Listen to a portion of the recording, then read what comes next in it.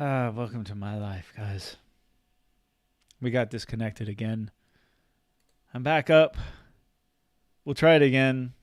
In post, I will add this as part one, part two. And I don't know how much time I got in the first one. Maybe, I don't know.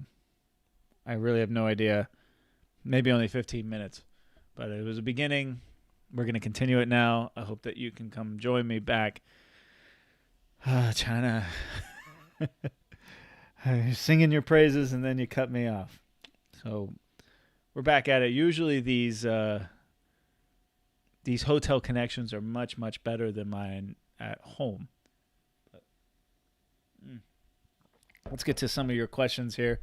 Anyways, yes, I saw Tenet. It's coming out in a live stream. I haven't seen any other movies other than that in the movie theater. I hope to see more. So come back to me, everybody. Come on back.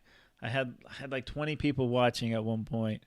Let's get you all back on here. Just hit the reset button and come on back. Okay. Happy Mid-Autumn Festival. Yes, I got a lot of mooncake. Now, to be honest with you, I would get mooncake back in LA from my Chinese friends during this time, and I never liked it. I never liked mooncake. It was one of those things where you get it, and you get a lot of it, right? And you eat just a little bit, like half of a mooncake, and you would be full from it because it is very, very filling. And then you get like 3 or 4 other boxes from your friends, and you would just kind of like, okay, and you start re-gifting it. This year wasn't so bad. I did have one giant gift of mooncake that I haven't opened yet. There's a lot of mooncake that is just not my taste, but some of it's kind of good. It hits the spot certain times, but definitely not after I had this huge buffet. Hello from India. Great to have you. God, I love the internet. National Day, bud. Enjoy your holiday. Sipping the appropriate beverage. I see tea from me. Yes, thanks for the idea. I'll give that a try. That's from Jake Davies. Yeah, give it a try. I mean, buy Joe and Coke. I know my Chinese friends probably hate that idea, but it works for me. I'll give you a quick update on the college real quick. I was supposed to start teaching my classes October 12th, after the holiday. But not all of the students, especially the freshman students, have come onto campus and registered due to the delays of the coronavirus and everything. So my start date for teaching has been pushed back yet another 2 weeks. So I don't start teaching till the last week of October. I still don't have my schedule yet. But yeah, it's basically another month. A little over 3.5 weeks before I'm back in the classroom now. Yet another delay. I'm very excited to get back into the classroom and start doing my lectures again. I really, really am. But it's true, I haven't seen too many freshmen on the campus. Some of the dorms are still empty. And I confirmed it right before the holiday. They said, yeah, we're still waiting to take on the new students. Now, once the new students come after the holiday, they have to go through a mandatory military training. If you don't know, in China, I think they do this in high school too, but in college, your freshman year, the first couple weeks, you do mandatory military training. I've seen it the last couple of years. It's great. I think it's a wonderful thing. They everyone, guys and girls, they have these troops that come and teach them, and they're doing drilling, they're doing marching, they're doing rifle training. Mostly from what I see is drilling and a lot of drilling because they're out there marching on the fields, and they wake you up at 6 a.m., man. They do. But it's kind of cool. So they do that for like 10 days, almost 2 weeks, and then they'll be in my classroom. So I'm going to welcome them and look forward to them coming soon. Okay. Like I said, it's probably still too early in the States for most people. I think they're still awake. I saw the debate, and I tried to watch it. I really did. It was tough to watch. It was not easy. I used to be a smoker. And even now, when I want a cigarette, it's usually because I'm at a bar and I'm having some beers and my friends are all smoking. So I might indulge in that case. But for the most part, for the last 10 years or so, I've been a non-smoker. I do have a cigarette here and there. But it's no longer a habit. It's more like an indulgence. But after watching that debate, I really wanted a cigarette. I did. Not like a satisfactory cigarette, but just one of those, oh my God, I can't believe I just endured 90 minutes of hell. I just need a cigarette. I haven't felt a craving like that since I first started quitting smoking over 10 years ago. That's how the debate made me feel. All right. But if you're just joining me, good morning from the States, Paul. Oh, Wood Scruff. What time is it? Where are you? I hope you're on the East Coast and not the West Coast. Oh, hold on one second. Let me grab something.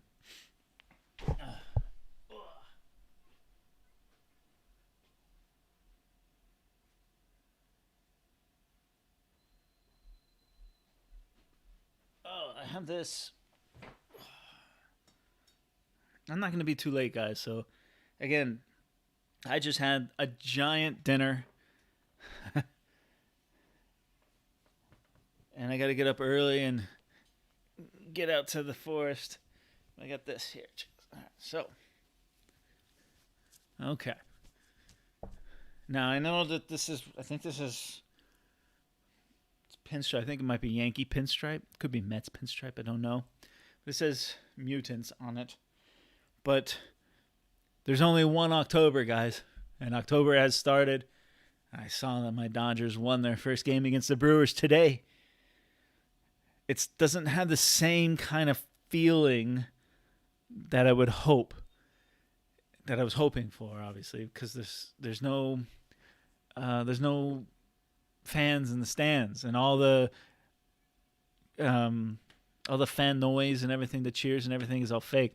So it doesn't have the same feeling as it would in past years, but go Dodgers. If you don't know, this shirt was actually sent to me by my friends at fcustom.com, which is not really a thing yet, but probably next week will become I'll become an affiliate of this. They make custom jerseys for baseball, basketball, and football jerseys. This one is right off the rack. They sent this to me here in China. They're in America, and they said this is the first time they actually sent something to China. And it says Mutants. I think it says barbecue on the back, right? Yep. And they're making me one that says Walkabout Rojo on it and sending it over to me. I'm very, very excited to share this with you guys. And yeah, check it out, fcustom.com. I'll starting probably next week. But I wanted to wear this in honor of baseball playoff season. What's your team out there? I'm a Dodger fan. Everyone knows that. What do you got? 6 a.m. in Arizona. I'm an early bird. I'm sorry, your D-backs. We have a great rivalry, my Dodgers and you guys. I have an old buddy of mine I used to work with who's a big fan, big Diamondbacks fan. And he used to call the Dodgers the Dick Dodgers after they went swimming that one year in the swimming pool. Yeah, it was not a cool thing they did, but yeah, thank God it's just baseball. Right? Okay. What else we got here? I'm an Atlanta Braves fan. Hi, Red Atlanta. How did you guys do this year? Did you guys do all right this year? I didn't follow, because of the coronavirus and everything, there weren't too many games outside the division. It was all pretty much inside the division, so I don't know how the Braves did this year. Let me know. It's 2 p.m. in the UK. 2 p.m. on a Thursday. All right. Again, I'm sorry. This is the second live stream. This is part 2. What city am I in? I am currently in Xiaolan, China, on the north side of Guangdong Tomorrow I'm headed to Nanling National Forest Park, which is on the border of Hunan. It is one of the more remote national forest parks in southern China, and I've been looking forward to going to this place. They say it's one of the most beautiful ones. And yeah, I'm really excited about it. I just hope that I'm going to try and get out there early. I'm going to leave here probably about 6:30 a.m. It's a little over an hour drive to get out there. It's not an easy road to get out there. There are buses from Xiaolan that head out there, but I don't want to be with the other tourists. I want to try to get there on my own and try to find my own way. I have no idea what to expect when I get there. It's going to be an adventure. You just figure it out as you go, right? And I plan on spending the day out there. When I come back to Xiaolan tomorrow night, I have a colleague who is originally from this town, and I texted her earlier and said, hey, do you know any places that are good to eat? And she gave me a couple of recommendations downtown. I've been downtown before in Xiaolan, but one in particular, she says, go check this place out. So I'm going to go there for dinner tomorrow night. Check it out. Cheers, everyone. Happy National Day.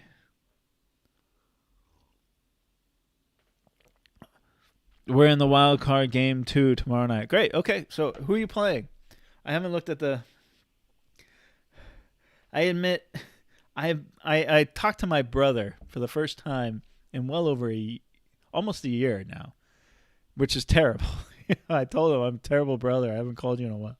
Anyways, I talked to him, and he was filling me in on some things in his life and the family and everything, and I just feel a world. I told him, Mike, I feel a world away, and he's like, yeah, you are literally a world away.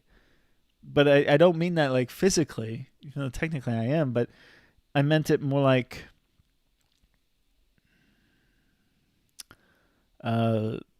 mentally. I feel like a world away from what's going on in the States. I watch the news. I follow the news. I talk with my friends and family as often as I can. Probably not often enough. And I know it's not that. Oh, you're playing Cincinnati, and you won. You beat Cincinnati the first game. Okay, great. Cincinnati's got a good team though. They're pretty good, man. Miami beat the Cubs in the first round. Wow. Oh, my old sergeant. Chicago's not going to like that one. St. Louis beat San Diego. San Diego blew me away. I didn't realize how good the San Diego team was this year. But I have an old colleague who's a big St. Louis fan, and we used to get into it, man. Especially when LA and St. Louis were in the playoffs many years ago. So, we got bronze. Okay, who on the American League side? Houston won, New York won, Tampa Bay. Tampa Bay seems to be the team to beat this year, but I would love to see Dodgers and Astros in the World Series again. I would die to see that. That would be so great. Happy Mid-Autumn Festival to you, man. Love your national park videos. Do you think you'll ever make it to Yunnan with how far it is? Yes, I do. I was invited to go. I have a buddy of mine who wanted to go to Yunnan. He went with his wife a few months ago, and he's like, dude, for National Day, we should go to Yunnan. I'm like, I'm not going to go to Yunnan for National Day. There's going to be too many people there. But I do want to go. I have a trip in my head planned, and I just have to find the time to do it, the right moment to do it. September would be a great time to do it, but September is past already. It's to fly to Kunming, rent a car, and then drive up to Shangri-La, Dali, and Lijiang, and do a 1-week road trip in the mountains there. And that's what I'm waiting to do. I could go tomorrow and go to Yunnan and enjoy it, but it's a specific type of road trip that I want to do in Yunnan. And so I'm just waiting for the right opportunity to do it. And it hasn't presented itself yet. So it is something that I want to do in the future. Again, I think for Spring Festival this year, there's a great possibility I could be able to come home to see my family. So I'm not making any other plans in anticipation of perhaps coming home to see the family during Spring Festival. If I can't make it for Spring Festival, I'll stay in China. I might do Yunnan because I have a lot of time off during the Spring Festival. Most people have like a week. I have like 5 weeks. So I think it's even more than that. So I'll have plenty of time to travel around China during the Spring Festival. That's a positive. If I don't go home, maybe I'll go to Yunnan. But I also need to go to Chengdu and Xi'an and Hangzhou and Nanning and Beijing. I was invited to go to Beijing this month to spend a week there. Everything paid for, and I had to turn it down because of my lecture schedule. So I can't go. But that's the thing about China, man. It's so big. Xinjiang, Tibet. There's so many things to see and so many places to go. I mean, just driving from Zhongshan to Xiaolan today, passing by all these incredible mountains and sceneries, every 20, 30 minutes I wanted to pull off the side of the road and explore it. And I just had to focus. No, I had to get to Xiaolan. I got to get to Xiaolan for the night, because if I didn't, I'd still be on the road today if I pulled off because the traffic was so bad. So that's the thing about China. There's so much to see and do here. People don't even realize. Okay. I got some good stuff talking about today. Let's see what else. What else is going on? Let's get into the news. All right, time for some shameless self-promotion. I have a good connection. Let's get into it, shall we? Real quick. Bear with me, guys. Okay, so we have Rojo Reads the News. 144 subscribers now. Great. Welcome, everyone. I've got more coming. I am currently on vacation, I guess, so I'm not posting. But when I come back this week, definitely will. My Facebook page, you can follow me on Facebook. These are the photos of the world's largest cantilevered glass bridge I took today. It was a great trip.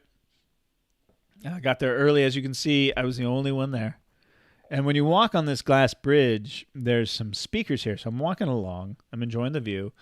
And these speakers start playing the sound of cracking glass just to scare the crap out of you. And it got me when I first heard it. Like, what the hell was that? It got me. Yeah. So there it is. Incredible piece of engineering. And at night, I was there during the morning, obviously, but at night this thing lights up with an incredible LED show. And this around this ring, if you can see it, where is it here? Yeah. So around this ring here, that's actually a cascading waterfall that almost like a horseshoe waterfall that falls. And it's all lit up at night with lights and everything. I didn't see it the cascading today, but I've seen videos and photos of it, and it looks incredible. Incredible piece of engineering. When I first saw the picture of this, I didn't think it was real. I thought it was just a drawing, but no, it's a real place in Qingyuan, not far from the town either. It's quite easy to get to if you're ever in Qingyuan. You can support me on Patreon. I have a new Patreon. Thank you very much. Welcome. Thank you guys for supporting me. As you can see, my donations are $20 a month, and that money is used for coffees at the coffee shop. I like Pacific Coffee. I go to Starbucks on the run sometimes, but for the most part, Pacific Coffee is where I hang out because it's a great place to work. And that's where I edit my videos, and Pacific Coffee prices are pretty much on par with Starbucks. So I'll have they have pretty good salads there too. Or you can buy me a coffee. Thank you very much for all the supporters who have bought me coffee in the past. Links are down below if you're interested. Thank you all. We'll never do this in my actual vlogs, only on the live streams. Okay, so Hong Kong's border to mainland could open soon. I've been talking about this, and Hong Kong and Macau especially are doing much, much better.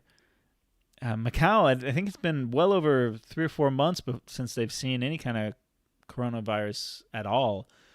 But you still are required to do quarantines and stuff like that when you cross that border. I'm hoping now that I can cross the border if I want, and they will let me back now that I have a residence permit that's valid, and I can cross that border. When I come back into mainland China, I still have to do 14-day quarantine. We're hoping that those quarantines, when you're just going across the border for a day or two, will stop. That's what we're hoping for as the pandemic subsides here in China. We'll see. We'll see after the National Day holiday, because a lot of people are traveling all around the country right now. And at the same time, foreigners are now allowed into the country with quarantines and everything. So there's a lot of moving pieces. We'll see where we are in the next 2 weeks. And if things are still okay in the next 2 weeks, perhaps they'll open these borders. But here's one from Macau. Macau is full, ready for tourists during National Day holiday. Government departments of China's Macau Special Administrative Region are ready to embrace tourists during the country's National Day holiday and a series of measures in place to ensure order and pandemic prevention. Okay. China is set to welcome 8 days of national holiday this year at the Mid-Autumn Festival coincides with the country's National Day. During the long holiday, Macau will conduct thorough inspections, ports, blah, blah, blah. Okay. Macau's public security force said it will keep close cooperation with Zhuhai's immigration authorities and prepare for the increasing number of tourists entering Macau by opening more passages and counters in the ports of entry. They have a new port of entry. I did it on Rojo Reads the News. So it's not just Gongbei Port. They have the other one, which was open before, but it was very small. Now it's like very, very large.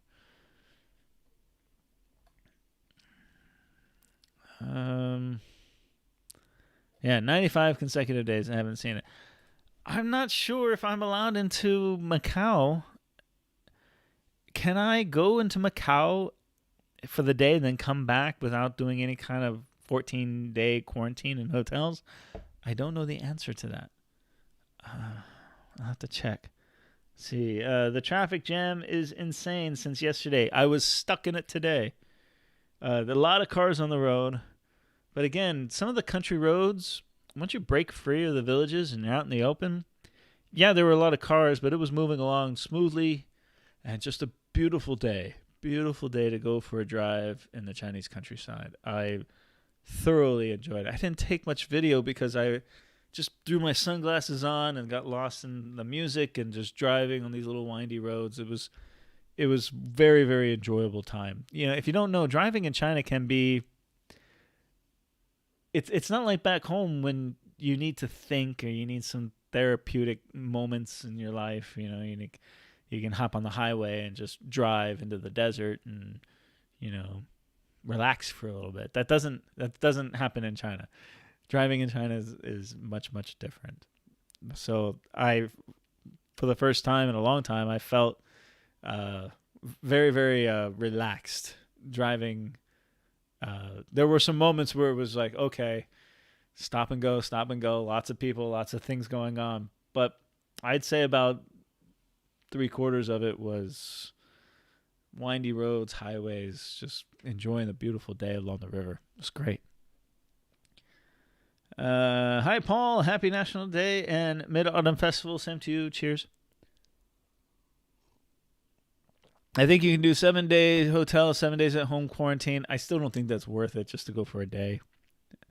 All the people are flooding to the tourist spots at the same time. I didn't see it yet. I saw lots of people on the highway today, but the tourist spot I was at this morning, I was the only one there. It was empty. And when I left at about noon, just before noon, and the parking lot was still empty. There was nobody there.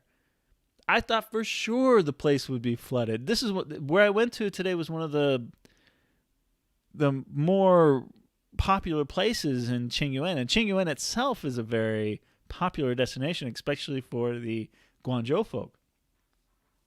I was shocked to see not many people there. Here in Xiaolan, the hotel I'm staying at, there's hardly anyone here.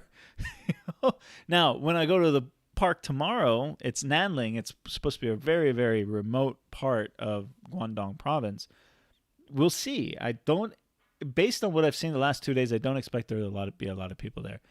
Zhongshan, maybe a different story. If I go there on Saturday, I think people were just probably driving today and enjoying dinner with their families and stuff like that. They weren't really hitting the national spots. I think probably tomorrow and Saturday and Sunday, especially Friday and Saturday, will probably be the times to avoid the scenic spots. We'll see. I'm going tomorrow. We'll see what it's like. I anticipate there being a lot of people. I'm hoping there isn't, but if there is, fine, great. It is National Day. People should be out enjoying themselves. I hadn't seen you in a school. Where have you been? I'm living on the campus. Right now I'm at a hotel in Xiaolan, but no, I'm still on the campus. I've been there ever since. I've never left. Hey, greetings from Minnesota. Very cool. I like Minnesota. I've been to Minnesota. I've been to Minneapolis, St. Paul once. I drove there.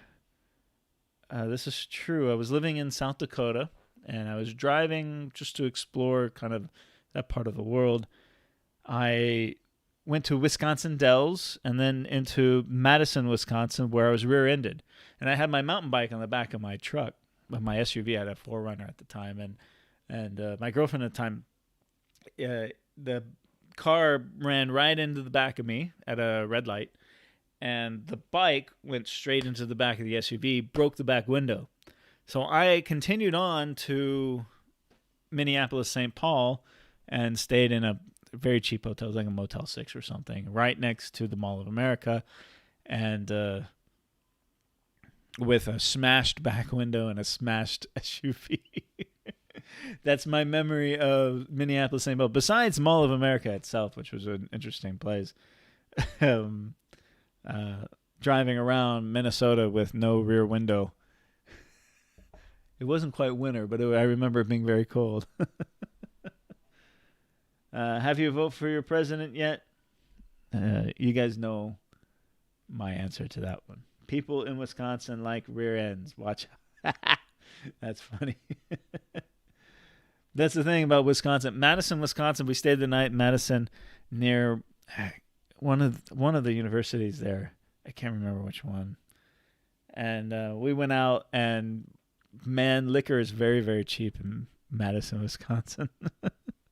You deleted my chat. Thanks, man. I deleted it? Mari, did I delete your chat? What are you talking about? What chat did I delete? I don't think I did. No, I'm not going to vote for Trump. You guys know who I support. Okay. All right, a couple other things. Let's see. 71 years photos. This was pretty interesting. I went through some of this. 71 years. Okay, 1949. Okay. October 1st, 1949. 1950. First law of New China. The marriage law was formally implemented. Wow. The law abolished feudal marriage and introduced new democratic marriage systems. That's interesting. I haven't read through this. I just looked through the pictures. 1952. First railway built in New China. Of course, they do railways here like, no one else. 1953. 1954. Adoption of the Constitution, 1955. Okay. July 13th, my birthday, 1956. First car in New China, Jiafeng truck. As you know, China is now the world's largest auto market. It's insane. I saw it today on the roads. See, October 50th, Wuhan Yangtze River Bridge was open to traffic. It was the first bridge built on the Yangtze River after the founding of New China. Interesting. 1957. Look at that. I love these old photos. They're great. 1958. China's first domestically produced television. The Beijing TV set. Interesting. 1959. Table Tennis World Championship. In all the parks here, people play basketball and they play table tennis. I played table tennis a lot when I was in the service and also at university. But here, table tennis is a huge thing, man. It's everywhere. That and badminton. 1960, border treaty between China and Myanmar. Interesting. Okay. 1961, 10,000-ton hydraulic press in New China, ending history of China could not manufacture large forgings. Look at the size of that thing. Wow. That's big. 1962, the first Chinese film 100 Flowers Award ceremony was held in Beijing. Wow. Look at these old photos. See, let's move down a little bit. Let's see what else we got.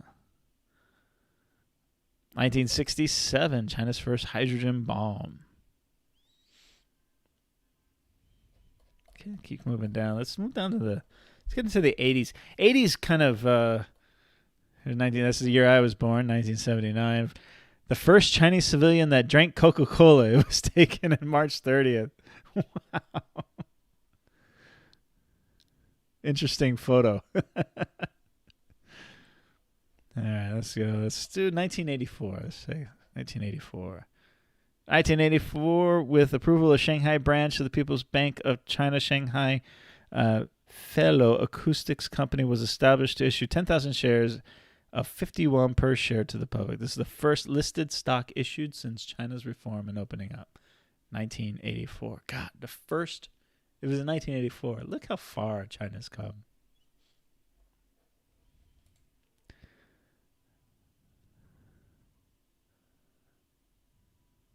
Yeah. Let's see. Let's move on. Let's do 1988. Last time the Dodgers won the World Series. On March 10th, 1980, China's first test tube baby was born, bringing hope to thousands of infertile families. Interesting. Let's do 1992. 1992. Look at this. Li Xiaohua, a businessman, bought China's first Ferrari in 1992. Oh my God. If you go to Shenzhen, there are Ferraris and Lamborghinis, and everyone's got a BMW, Mercedes, or Rolls or Range Rover. Everyone. Even on the highway today, all the license plates they were all Shenzhen. And there are Ferraris everywhere there. It's just in 1992 they had the first one. God. For the equivalent of $138,000.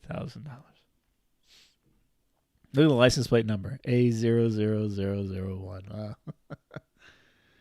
Wow. Okay, let's go to 1998. 1998 is the year I graduated from high school.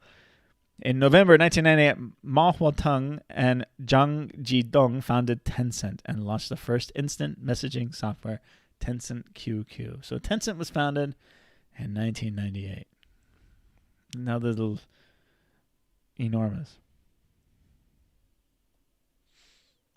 Okay, let's do in the year 2000. Baidu Navigation Test Satellite, the first self-developed navigation and positioning satellite in China, was successfully launched. China has become the third country with autonomous satellite navigation system, following the U.S. and Russia. And earlier this year, they launched the final satellite in that system to rival America's GPS system.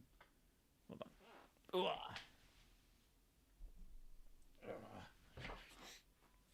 In honor of National Day, I'm drinking Baijiu. Because why not? Just a little bit. Not a lot. Just this. And I have to get up early tomorrow. And, of course, to all my Chinese friends, I am mixing it with Coca-Cola. Why not? Okay. Get in there. All right, let's see. Let's do, what year's next? Let's do 2008. 2008, of course, China held the Olympic Games for the first time. The Olympic Games let the whole world see China's development. What an incredible opening ceremony that was. I asked my friends, my Chinese friends, go to Beijing, what to go see. And they say, okay, of course, the Great Wall, the Forbidden City, things like this, right? Tiananmen Square. But they also say the Bird's Nest. I'll put up a picture of a stadium anywhere in the world, and they immediately say Bird's Nest, Bird's Nest. Okay, let's do 2012. Mo Yan won the Nobel Prize for Literature and became the first Chinese writer to win the prize. Interesting. I don't know this. Does anyone out there know what he wrote? I'll have to look that one up. Okay.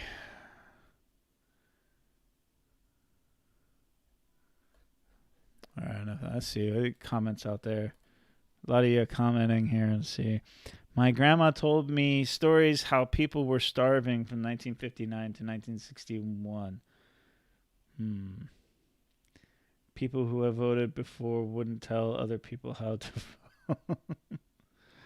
Uh, here's another thing I've noticed. Many of my students are not rich, man. They come from poor backgrounds, and some of the stories they tell me of their hometowns, as developed as the Pearl River Delta is, the rest of China is still quite poor. I mean, you go outside the major cities, you see it very, very obviously, evidently. Many of my friends who are my age, slightly younger, in my circle of friends here, they're mostly English-speaking Chinese folks. Many of them teachers themselves. I hear stories of how they grow up, and I see where they live now. They're married with children. They have 2 cars. Many of them have an apartment, sometimes more than one apartment. They have side businesses. They have investments, and you hear a constant storyline of being dirt poor, born in a house that didn't have doors, just had a grate for a door, didn't have windows, being eaten alive by mosquitoes, their grandparents growing their food in their yard and cooking for them, mostly vegetables, and meat was very rare. And these are people my age who live I wouldn't say affluent lifestyle, but a middle-class lifestyle now, and they're so thankful for how far. I mean, the generation gap here is enormously huge. And you hear it in almost everyone I talk to. It's not just my students. The people I run into randomly, they tell me these stories. It's amazing how far this country has come in such a short amount of time.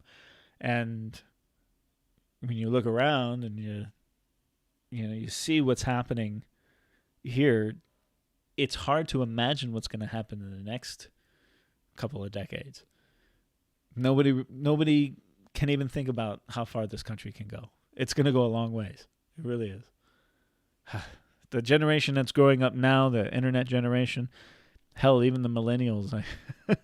I'm not a millennial, but what the country that they are going to be living in is going to be vastly different from what they're living in now. It changes and grows that quickly.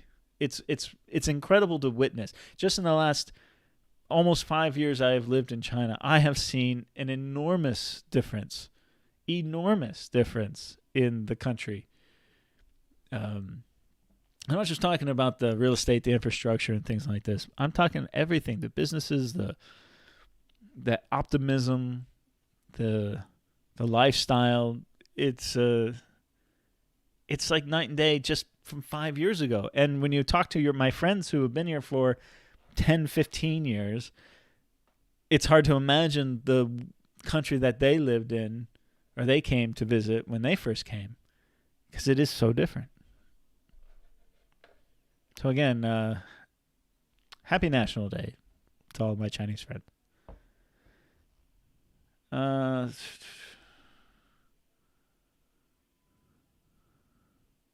Have you eaten mooncake yet? No, I haven't. I have it in my car. I haven't eaten it yet. I'm pretty full from dinner tonight, dude. Oh, yeah. All these other comments are politics. I don't want to get into it. You had your own bike then, not just an app bike. That's true. Yeah. And now everyone has an e-bike. The app bikes, the share bikes, are banned in Zhongshan now. You can't have them. Here in Xiaolan, I see them everywhere, and everyone's riding them. Get ready for a second wave. I'm expecting it. Who knows? I honestly, I don't think it'll happen here in China. China has, everything's open right now, but you remember, they got 1.5 billion people all moving around the country right now, and they've been doing that all summer long. And every now and then there'll be a case here, a case there, and they clamp down on it, man. Those folks that came over the border out of Myanmar illegally, can't cross the border, that were tested positive, they shut down that town, and they squashed it for the most part. And there was a couple months ago, it happened in Shenzhen. I'm sure it'll happen again and again. And when it does, they have systems. When you walk around the town, nobody wears a mask. But when I go into a mall, everyone's wearing a mask. When I was at Walmart today, and everyone was wearing a mask.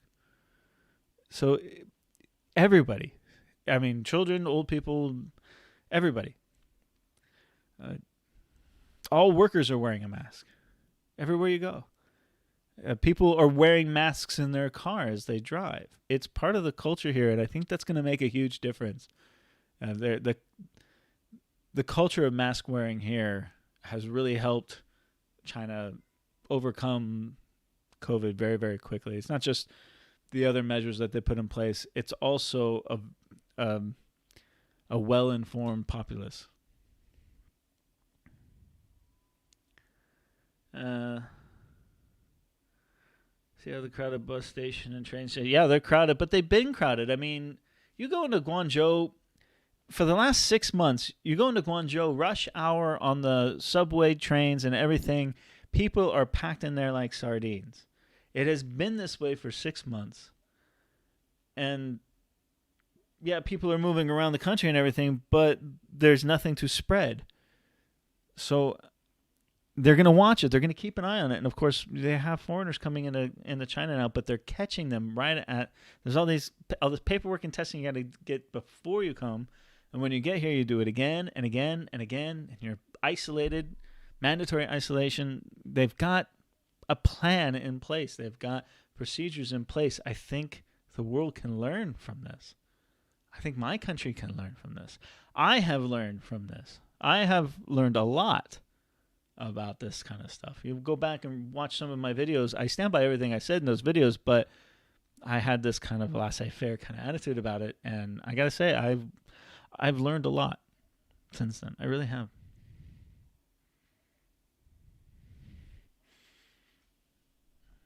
When Mao died, my mom was a primary school student, and she couldn't believe Chairman Mao could die because we almost thought he was a god. Mm. Yeah, there are no gods. Yeah, I understand that, but what I saw was crazy. What exactly do you mean crazy? I'm immune to crazy. These sites of massive amounts of people crowded into train stations and bus stations and everything. I've gotten numb to it because it's a constant thing. It's not just during the holidays. That's a daily thing here. So it doesn't surprise me. Um, she just she was just a little kid. Adults weren't crazy. They knew he was just a man, even though he was a great man. 550 million tourists and in Shanghai students can't leave or will need to do a 14-day quarantine. Some of that is the case. That's very regional, by the way, especially in the north. When the students got onto the campus, they weren't allowed to leave the campus. That has all been laxed. The students can leave the campus now. My friends in Zhongshan and Hunan province can leave the campus, and they can leave the province if they want to. So all of those things were initially just to put everyone. We're going to keep everyone on campus for a while. Let's see where it is. Once they saw that there was no COVID running rampant, then they let everyone out and about. I'm sure there are some cases in some schools out there that still have those restrictions in place, but I haven't heard of any in particular. Iceman says, I'm going back to China in November. Great, welcome back. My colleague's on his way back too. Everyone's coming back. You're more than welcome to come back. Very close people were not wearing masks. Yeah, in the rural areas, in some of the villages I drove through today, nobody was wearing a mask. These are the villages, and people were out selling, the street vendors and everything were out selling fireworks and everything. Nobody was wearing masks in the villages. But as soon as I got into the big city, at the gas station, at the mall, supermarket, everyone's wearing masks, especially all the workers. Even though they're not technically required to, they were still doing it.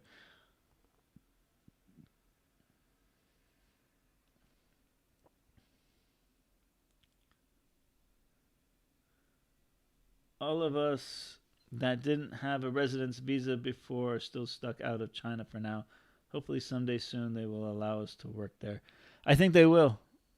The demand is so high, and since the new rules got announced like a week ago, the embassies and the consulates have been flooded with um, paperwork, and so everything's moving along very slowly. And now they have the holiday, so it's a long holiday, guys. It's 8 days, so it's gonna continue to move along slowly, but eventually people will get here. Eventually. Thanks for being honest, Paul. Much appreciated. I try to be, dude. I don't know all the things. If I say something that's incorrect, call me out on it. I welcome it. Correct me if I'm wrong. I tell my truth, what I see personally, and what I hear, but I'm smart enough to know I don't know everything. Let's do, okay. Amazing, 71 years. Today marks the 71st anniversary of the founding of the People's Republic of China. China's high-speed railway only began to operate in 1970. In less than 50 years, its length has reached 131,000 kilometers, covering about 98% of cities with a population of more than 200,000. High-speed rail has developed at an amazing rate, and construction has continued at a fast pace and continues. When I was driving through the countryside today, I passed underneath many, many of these high-speed rail lines. It was an incredible contrast of seeing these beautiful green fields of farms and everything in these little villages, and then running in the distance with a mountain behind it was a high-speed rail line just zooming across the landscape. It's incredible to watch. It's incredible to witness. I heard something that in 1993, China's trains ran on average a speed of 48.1 kilometers per hour. That must be the green trains, the old green trains, which I've ridden. They're bloody slow. They're really slow, but cheap, very cheap. I read somewhere, and I could be wrong, but I read that the high-speed rail system here employs more people than the entire United States government employs. Just the high-speed rail system. I read that somewhere, and I could be wrong about it, but I remember reading that. You're wrong about a lot of things, but you've got a good speaking voice, and you're a nice guy. If you disagree with my opinion, that doesn't mean I'm wrong. It just means that you disagree with my opinion. But as far as facts go, if I say an incorrect fact, by all means, call me out on it. Let me know. I don't like knowing wrong things. I like my opinions about things, but facts and opinions are much different. And if I have a different fact, of course, nowadays, you could have alternative facts, I guess. Here in the UK, it's getting so bad, but luckily it's in Scotland where we are careful. How it should be in England is bad, period. Yeah, I talked with my family in America, and things are still bad in California, apparently. And then you get the fires to go along with it. They're struggling there. Schools are closed. Disneyland is still closed, I heard. And I heard they were going to lay off like 28,000 workers.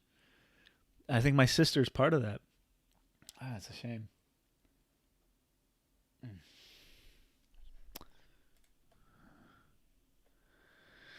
They sped up to 140 kilometers per hour for the first time. 2017, China's standard bullet train, the Fuxing, officially opened with a maximum speed reaching 350 kilometers. I don't think I've been on the train. This train in the photo I've been on, but I haven't been on one that's 300. The fastest I've gone on was 300. They have a little thing on there. But I know that the new maglevs are talking they're going to run like 650 kilometers an hour. China is the most populated nation on Earth with nearly 1.4 billion people, the majority of whom have access to electricity. These are two cities I haven't been to. The power's been going out at my university lately, but that's due to the construction. Oops, I didn't mean to cut that line. And it's not just the university. It's like 3 blocks around my university. I think like 2 weeks in a row on a weekend, the power went out, and I had my food all went bad. Yeah. China's GDP per capita only caught up with Congo in 1995. Yes, we were poorer than Africa before 1990s. Now it was on its way to becoming high-income economy. The last 40 years is truly a miracle. It really is. I think it's the largest increase in per capita GDP, the fastest one in human history. But here's the thing. And I did a story about this on Rojo Reads the News about how I can't remember the percentage, but a very good portion of people in China live on less than $1,000 a month. No, it's even less than that. It's like $150 a month. I mean, both things are happening. The population is so huge. You've got a huge middle class. You've got ultra wealthy people, and you've got a massive amount of poor and impoverished people still. So when people ask, is it a developed country? Is it a developing country? I think both are happening at the same time. Because the middle class here is about the size of that of the entire population of the United States. Yet it's like double the amount of the population of the United States that is still relatively poor. Both are happening at the same time. But the growth, the exponential growth of the GDP, it's amazing what's happened, and you can only it's hard to imagine what's going to happen in the next couple decades.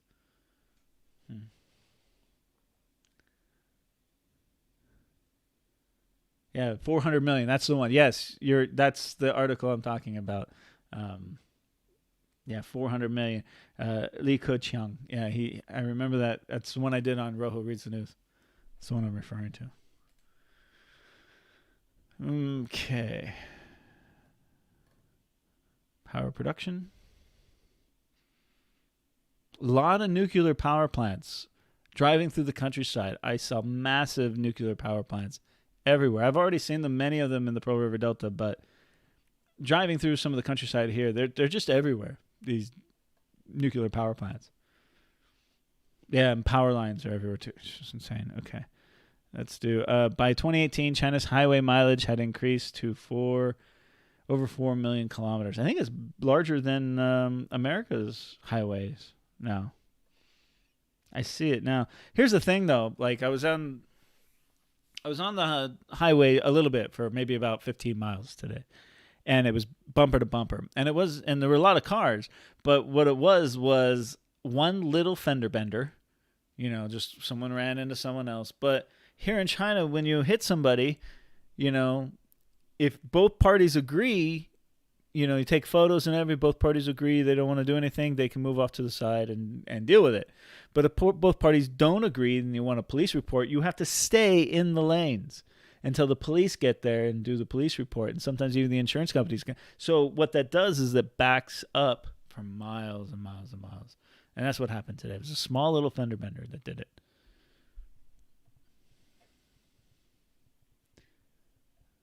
Okay.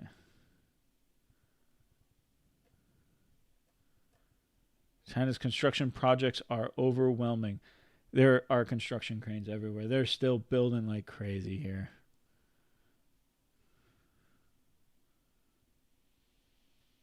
Yeah. And demo is incredible. They demoed a bridge near my house overnight.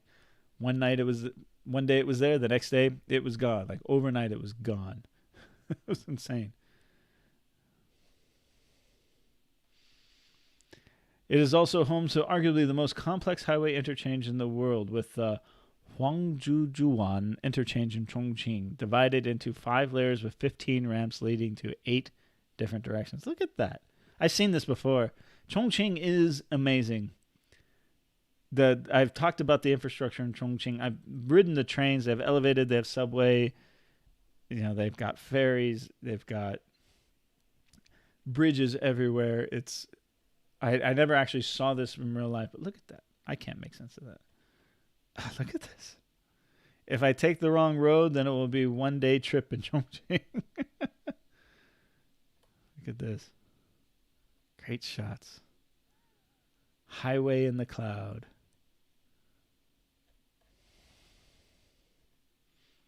Face scanning technology is everywhere. It's at my college now. They scan my face when I enter the college. All right.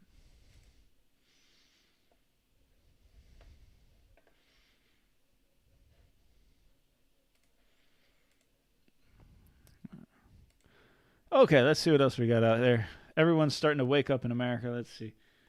Lots of Lots of progress, though. Things aren't hopeless now, that's for sure. Lots of opportunities for people. One thing I also noticed when I was driving through the countryside and I passed by these villages, the roads in the villages, some of them are little one-lane roads, but they're new. They're new concrete roads, and they all have these beautiful little arches that weren't there. These are all brand new. They have a lot of landscaped roads going to and from these small little villages everywhere. They're beautiful. They're quite peaceful. That's here in north of Guangzhou that I've noticed that. Should bury the power lines. It's very expensive to bury the power lines, and very expensive to maintain. Much more expensive to maintain buried power lines. 600 million. Li Kongqiang said 600 million, which is almost half of China's population. That surely includes the elderly and the children. These people didn't have income from jobs. Yeah, that's true. As long as you are not poor, you will be fine. So calculating the average by adding the non-working children and elderly population is not accurate. Yeah, they mentioned that in the article, that most of them were elderly and children, but it also mentioned that the workforce, people in the middle, are taking care of the elderly and the children, and they're the ones under the most pressure. So a lot of their income that they do make doesn't just go for them and their own nuclear family. It goes to generations above and below. Families pool their money here.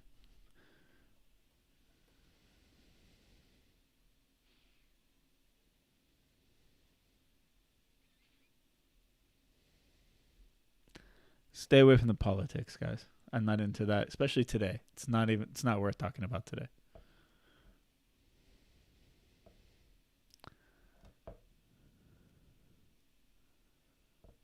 I'll pass visiting there. Isn't my cup of tea. I don't know what you're saying.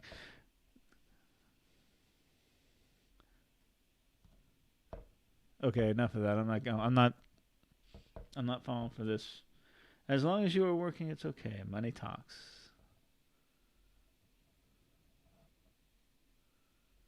I thought that was a sticker on the window. No, it's just a little transparent little icon, right? Okay, guys, it is now almost 10 p.m. and it's time for me to call it a night.